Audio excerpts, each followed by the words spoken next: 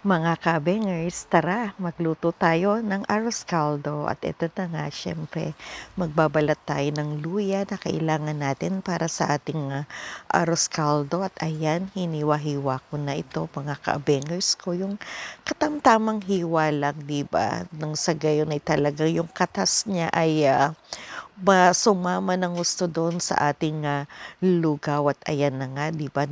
Marami na rin pala yung aking nahiwang luya. Pero okay yan, good na good yan sa atin, 'di ba? Lalo na sa lalamunan natin. And then syempre yung ating medium size na sibuyas at ayan na nga binalatan ko na rin, 'di ba? And then yung paghihiwa rin natin ay yung katamtaman lang, 'di ba mga ka-bangers ko? At ayan, 'di ba? Nakita nyo naman kung paano hiniwa-hiwa ng inyong ka-bangers. And then, eto na nga, naggisa na tayo. So, naglagay na tayo ng mantika. And then, inuna na nga natin yung ating luya. Then, sinundan na rin syempre natin ng sibuyas, diba? And then, meron nga pala ako na cubes, diba, na kalahating natira. Kaya sabi ko, isasama ko na rin ito, diba? Kaya ang nangyari, isa't kalahati ang ilalagay ko dyan na cubes. And then, syempre, pagkatapos nga yan, diba, naglagay na rin tayo ng bawang. Talagang napakaraming bawang ang nilagay natin, diba, mga ka-bangers ko. Nakita nyo naman ang usok, diba? Ayan, halo-halo lang tayo, diba, sa ating pagigisa. And then, syempre, ito na nga yung katulad ng binanggit ko, diba, mga ka-bangers, ilalagay na rin natin syempre yung ating chicken wings, diba? So, hindi ko na siya hinati. Talagang nilagay ko na lang siya ng buo, diba? And then, ayan, halu-haluin lang din natin or yung isasangkot siya natin, diba, mga ka-bangers ko. At ayan, nilagay ko na nga yung cubes natin, diba?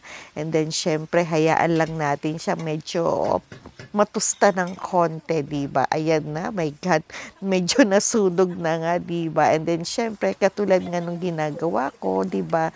Sinama ko na rin sa pagigisa yung ating malagkit. So, isa't kalahating mug ang nilagay natin na malagkit na yan, diba? And then, syempre, naghalo na rin tayo sa pagigisa natin ng mushroom, diba? Ayan na nga, halo-halo lang tayo, pero sa totoo lang naninikit na yan sa ating kaserola, di ba mga ka-bangers? Kaya sabi ko, lagyan na natin ito ng tubig.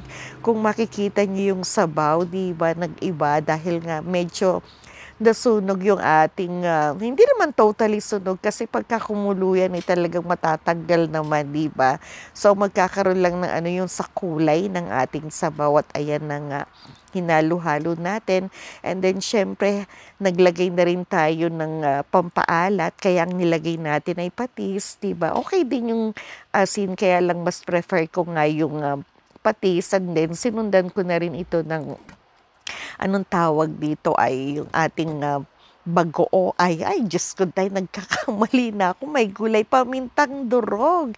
At ayan na nga, di ba? Hayaan lang natin itong kumulo at ayan, nung pagkakulo na at malambot-lambot na talaga yung, o yung talagang pumutok na yung butil, di ba, nung ating malagkit, ayan, nilagay na natin ng siling green. Talaga naman po, Diyos ko, alam niyo ba, nagkamali ako dyan dahil sabi ko may apo akong kakain, nalagyan ko ito ng sili. Buti na lang itong green na sili ay hindi ganun kaanghang, di ba? Kaya naman, ayan, antay lang natin siyang kumulo pa, di ba mga ka-bangers ko, tinakpan ko lang muna.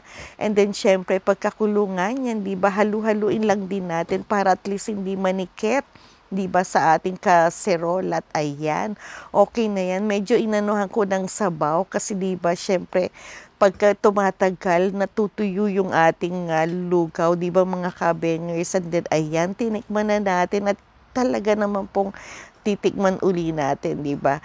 At ayan, makikita nyo talagang wow, swak na swak talaga yung lasa. Approve na approve sa atin yung lasa, di ba? And then, syempre, ilagay na rin natin yung ating nilagang itlog. At ayan na nga, ready na po yung ating arroz caldo. Kaya tara na, kumain na tayo, di ba? Aking mga ka-bangers ko, di ba? Tara, kain na.